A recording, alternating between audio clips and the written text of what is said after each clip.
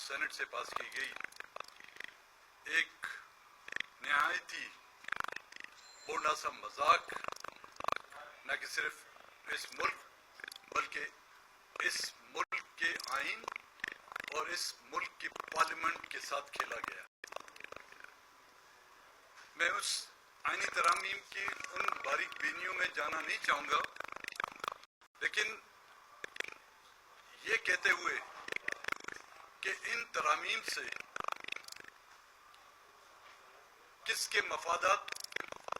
حاصل کیے جا رہے ہیں، کن قوتوں کو خوش کیا جا رہا ہے، کیا یہ ان ترامیم سے پاکستان کی معاشی، اقتصادی یا سیاسی صورت حال پر کوئی فرق پڑ سکتا ہے؟ کیا ان ترامیم سے ملک کے چھوٹے صوبوں کی جو حق تلفیاں ہوتی رہی ہیں، جو ناانصافیاں ہوتی رہی ہیں، کیا ان ترامیم سے ان ناانصافیوں کا ازالہ ہو سکتا ہے؟ کیا ان ترامیم سے جس کی لیے جو ہے نا تقریباً 1.5-2 مہینے سے دن رات یہاں کی پولیٹیکل پارٹیاں، یہاں کی خفیہ ادارے، یہاں کی سیاسی قیادت دن رات ایک کر کے انہوں نے کیا غربت کی خاطر کے لیے کیے گئے، کیا ملک کی معیشت کو ختم اور بہتر کرنے کے لیے کیے گئے؟ صرف اور صرف کسی نے اپنے اقتدار کے لیے، اس کو سیکیور کرنے کے لیے، اور کئیوں نے آنے والے دنوں میں الیکشن اور اقتدار کے لیے اپنی سی وی بنا کر اداروں کے سامنے پیش کی، اپنی کارکردگی، اپنے اکابرین کی جمہوریت کی خاطر قربانی کو ملیا میٹ کر کر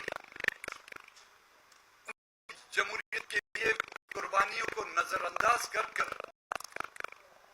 ان قوتوں کا ساتھ دیا جنہوں نے اس ملک کی جمہوریت پر ہمیشہ شب خون مارا، ان قوتوں کے اعلیٰ کار بنے جن کے ہاتھوں سے ان کے ناقص سیاسی اکابرین، ان کے خاندان کے لوگوں کو شہید کیا گیا. ان کو تو ان مظلوم عوام کی کوئی فکر نہیں، یہاں تک کہ انہوں نے اپنے آباء و اجداد کی وہ قبریں بھی بلا دی. وہ خون کے دبے جو کسی ڈکٹیٹر کے سینوں پہ تھے، ان شہیدوں کے، چاہے وہ کراچی کے کارساز حملے میں شہید ہوئے ہوں، چاہے جمہوریت کے لیے کسی نے کی بحالی کے لیے کسی نے کوڑے کھائے ہوئے ہوں، یا ان کے بزرگوں کی جو قربانیاں تھیں، ان خون کے چھینٹے اب یہ کوئی نہیں کہہ سکے گا کہ کسی ڈکٹیٹر کی وردی پہ ہیں، بلکہ ان جمہوریت پسند اور ان اقتدار پسند کے چہروں اور دامن میں جو ہے واضح اور صاف نظر آ رہے ہیں. بلوچستان نیشنل پارٹی نے ہم ہمیشہ پارلیمانی جمہوری سیاست کو اپنایا. ہم نے ہمیشہ اس ملک کے آئین میں رہتے ہوئے اپنے حق اور ہمارے صوبے میں جو ناانصافیاں ہوئی ہیں اس کا تذکرہ کرتے رہے. یہاں کے ایوانوں میں ہم نے آ کے بات کی، یہاں پر کانسٹیٹیوشن ایونیوز پر ہم نے بات کی، یہاں کی عدلیہ کے سامنے اپنی فریادیں سنائی، یہاں پر پولیٹیکل لیڈرشپ کے سامنے ہم نے اپنی فریادیں سنائی، یہاں پہ عسکری قیادت کے سامنے ان ظلم و زیادتیوں کی ہم نے نشاندہیاں کی. لیکن بدقسمتی سے ہماری وہ آئین میں لپٹی ہوئی اور جمہوری انداز میں باتیں بھی ان کو دوبارہ نہیں ہوئی اور ہمیں دیوار سے دھکیلنے کی کوشش کی گئی، اور جس کی وجہ سے اسی مقام پر 3 سپٹمبر کو میں نے نیشنل اسمبلی سے استعفیٰ دیا، اور پھر بھی ہم نے بات چیت کے دروازے بند نہیں کیے۔ جب کانسٹیٹیوشن امینڈمنٹ کی بات آئی تو انہوں نے مجھ سے رابطے کیے، اور رابطے کے بدلے میں نے ان سے اس کانسٹیٹیوشن کا ڈرافٹ مانگا امینڈمنٹ کی، جو ان کے پاس نہیں تھا، جس کو آپ بدقسمتی بھی کہیں، جس کو آپ ایک شرمناک عمل بھی کہہ سکتے ہیں، کہ جو امینڈمنٹ وہ لانا چاہتے ہیں اس کا ڈرافٹ ان کے پاس نہیں، جو اس کو امینڈمنٹ کو کا جو اپنے آپ کو خالق سمجھتے ہیں۔ اور ہمارے جو سینیٹرز تھے ان پر دباؤ ڈالا گیا،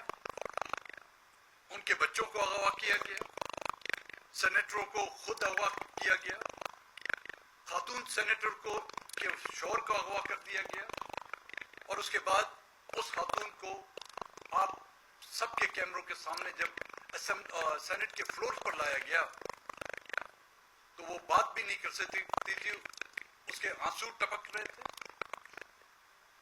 اور اس فلور پر جو خواتین کے حقوق کی بات کرتے ہیں،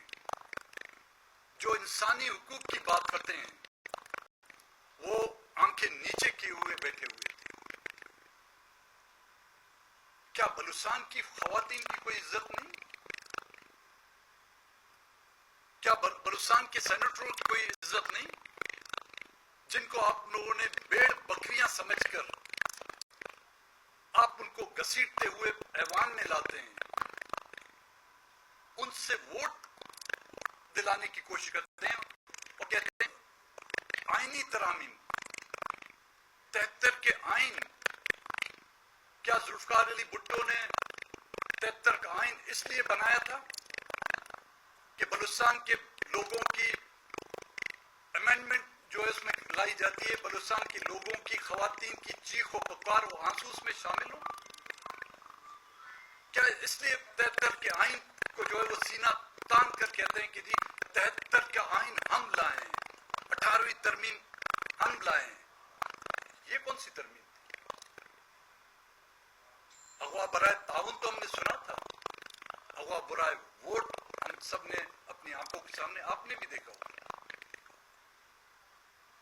آج میں نے کوشش کی، کیونکہ ہمارے سینیٹروں سے کوئی رابطہ نہیں تھا، ان کے موبائل بند تھے، وہ گھر پہ موجود نہیں تھے، ہم نے حد الواسع کوشش کی کہ ان سے رابطے کی، کوئی رابطہ نہیں ہو، تو میں آج خود سینٹ، میں زندگی میں پہلی مرتبہ سینٹ کی گیلری میں گیا ہوں کہ صرف جا کے ان سے دیکھوں، ان کو کہوں کہ جی آپ فکر نہ کریں میں ہوں۔ پہلے ہمیں گیلری سے نکال دیا گیا کہ مجھے دیکھتے ہوئے کہیں وہ اپنا فیصلہ نہ تبدیل کریں۔ جب میں لابی میں بیٹھا جا کے، کیونکہ جب ووٹ دینے کے بعد ان کو لابی میں آنا ہوتا ہے، تو کہیں وہ مجھے دیکھ کر اپنا فیصلہ نہ بدل دیں،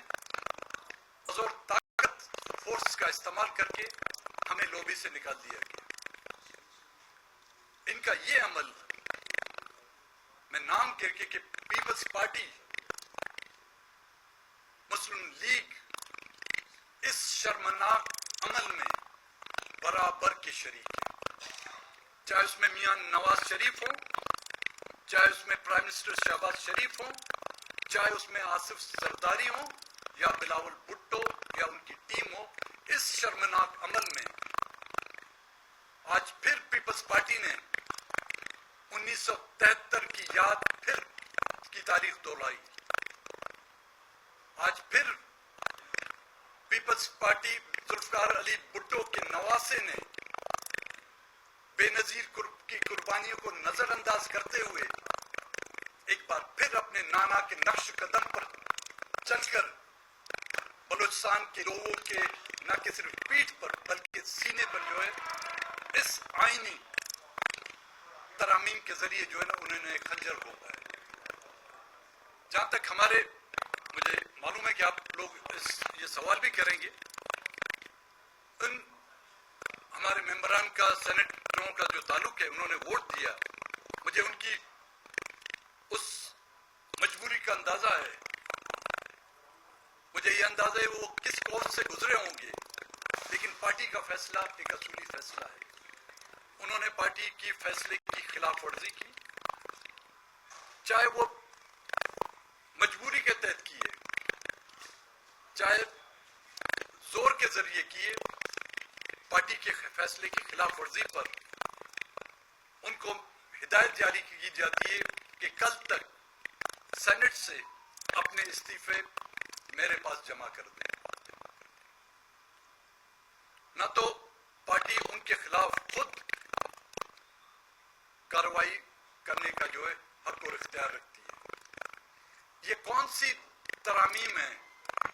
جس کو کہتے ہیں کہ جی ہم نے کیا لفظ استعمال کرتے کہ سب کنسنسس بنا ہے, یہی بندوق کی نوک پر آپ کنسنسس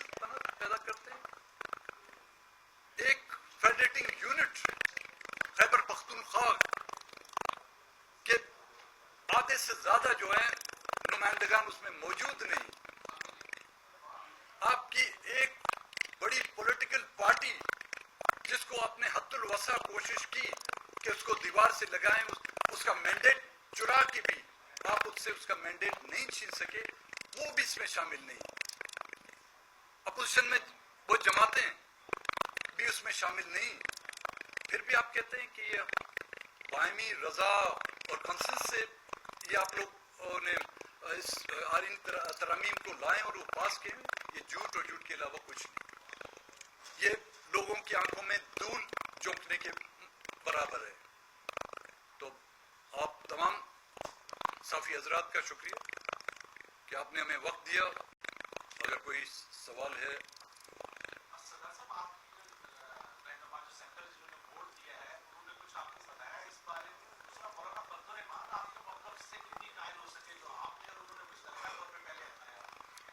جی,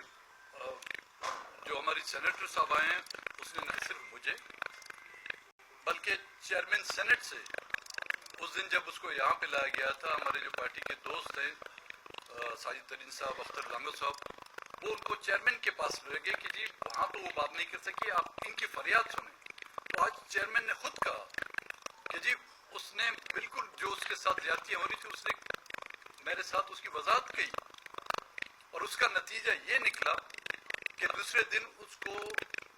ہمارے سینیٹر کو جو ہے گھر سے اٹھا لیا گیا اس شکایت کے بعد. اور میرا بھی اس کے ساتھ فون پہ رابطہ تھا اس دن, اور انہوں نے یہ مجھے بتایا کہ پہلے اس کے بیٹے کو لے گئے, جس دن اس کو یہاں پہ لا رہے تھے اس کے ہسبینڈ کو لے گئے. تو ظاہر ایک خاتون ہے, ایک معتبر گھرانے سے ان کا تعلق ہے. جب یہاں پر ہمارے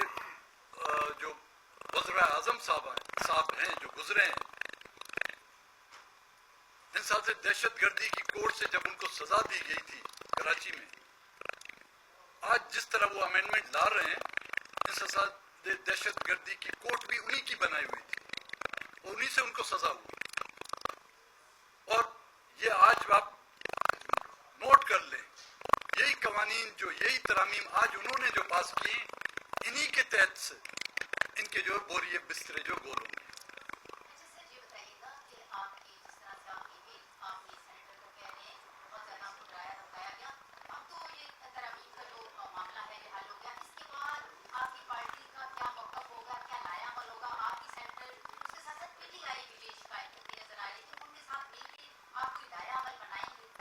دیکھیں, پارٹی کا لائحہ عمل ہمارے سینٹرل ایگزیکٹو کمیٹی کی تمام اکثر دوست یہاں پہ پہنچ چکے ہیں. اس مرحلے سے گزرنے کے بعد لائحہ عمل ہم طے کریں گے, لیکن اس کا میدان اسلام آباد نہیں ہوگا, اس کا میدان بلوچستان ہوگا.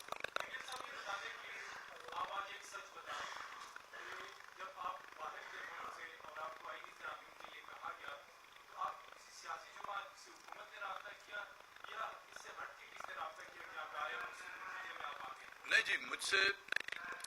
پرائم منسٹر صاحب نے رابطہ کیا تھا جب شروع میں یہ آئینی ترامیم کا جو سلسلہ شروع ہوا تھا. ڈپٹی پرائم منسٹر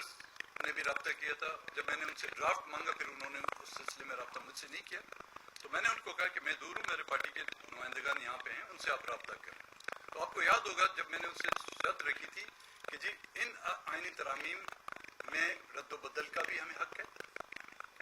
ہم ان میں اضافہ بھی کر سکتے ہیں, ہم اس میں سے, لیکن پہلے ہمیں ڈرافٹ ملنا چاہیے. لیکن یہ آپ لوگوں کی ضرورت ہے, یہ آپ کے اقتدار کی ضرورت ہے, ہماری ضرورت نہیں ہے. جب آپ ہم سے یہ توقع کرتے ہیں کہ ہم آپ کی ضرورتیں پوری کریں, تو ہماری ضرورت ہے کہ مسنگ پرسنس کو آپ چھوڑیں, 2000 مسنگ پرسنس آپ چھوڑ دیں. یہ آئینی ترامیم پر ہم اتفاق کرتے ہیں نہیں کرتے وہ بات کی بات ہے, لیکن اس کے بعد ان سے کوئی رابطہ نہیں ہو. رہا کرنے کے بجائے مزید جو ہے نا وہ لوگ اٹھاتے گئے. اب روزانہ کے بیسک پر بلوچستان سے کل کی جو رپورٹ تھی, ایک ہفتے کے اندر 54 لوگ جو ہے بلوچستان کے مختلف علاقوں سے اٹھا لیے گئے, نوجوان. تو دوسروں نے ہم سے کوئی رابطہ نہیں کیا. ہاں ایسے کوئی کسی دوست نے رابطہ کیا کہ آپ بھی جل کے اس میں نیشنل اسمبلی میں آ کے ووٹ دیں تو آپ لوگوں کے مسئلے حل ہو سکتے ہیں. نے بولا مذاق کر رہے ہو. وہ کہتا ہے کہ میں جی اس بارات میں شامل نہیں ہو رہا, آپ کہتے ہیں نہیں اگلے اونٹ پر جا کے بیٹھو. یہ مذاق کے علاوہ اور کچھ نہیں. اور کوئی سوال؟